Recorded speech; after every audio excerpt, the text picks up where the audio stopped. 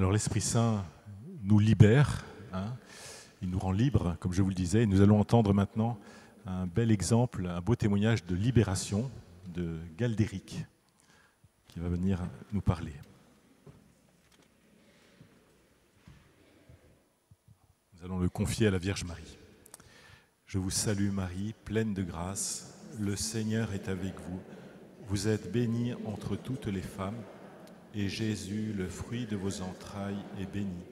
Sainte Marie, Mère de Dieu, priez pour nous, pauvres pécheurs, maintenant et à l'heure de notre mort. Amen.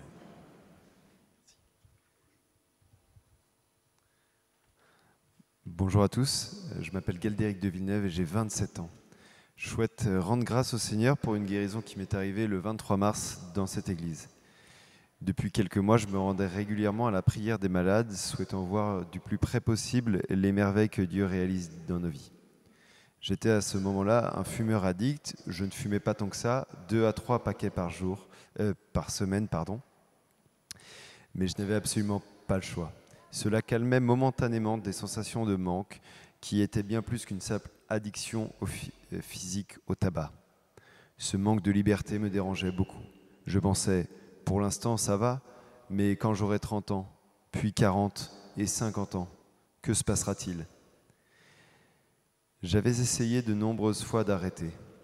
L'espoir d'arrêter me manquait. Fumer était pour moi un grand obstacle de mener la vie de chrétien que je souhaitais mener. J'avais bien demandé une fois cette guérison en novembre sans effet.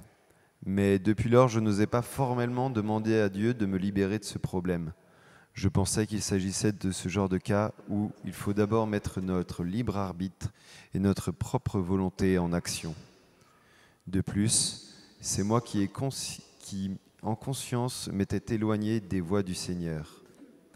Cependant, je savais que Dieu m'aimait et qu'il avait 1000 fois la puissance nécessaire pour le faire. Le 23 mars, j'ai fumé mes quelques cigarettes de la journée. La dernière du paquet, je l'ai fumée juste avant la prière, suivant les stratégies de fumeurs pour éviter de se trouver en manque.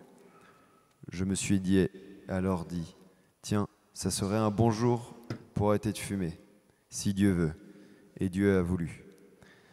En effet, il y a eu cette parole, à 1h09 dans la vidéo. Il y a un homme qui essaie d'arrêter de fumer depuis longtemps et qui n'y arrive pas. Il le vit très mal. Il y pense tout le temps. Il a l'impression d'être bloqué dans sa vie à cause de cette situation. Le Seigneur vient le visiter et le guérir complètement.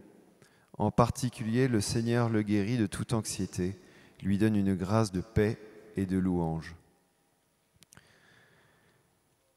J'ai alors été pris de vertige en imaginant que Dieu pouvait s'intéresser de si près à moi. Je n'ai rien ressenti de surnaturel, mais avec foi, je me suis mis dans la gratitude. Merci Seigneur d'avoir guéri quelqu'un de cette addiction, me suis-je dit.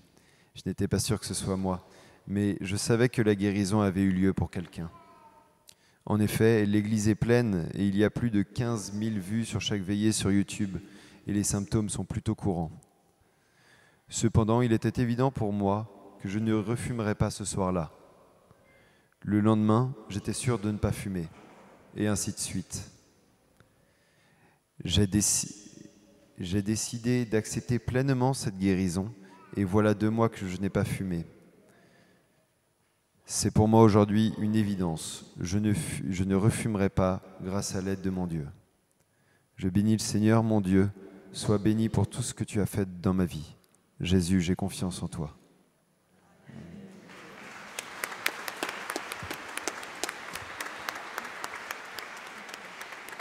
Merci Seigneur, parce que tu veux nous aider dans nos difficultés. Voilà. Donc nous allons maintenant accueillir le Seigneur dans l'Eucharistie. Nous allons pouvoir l'adorer.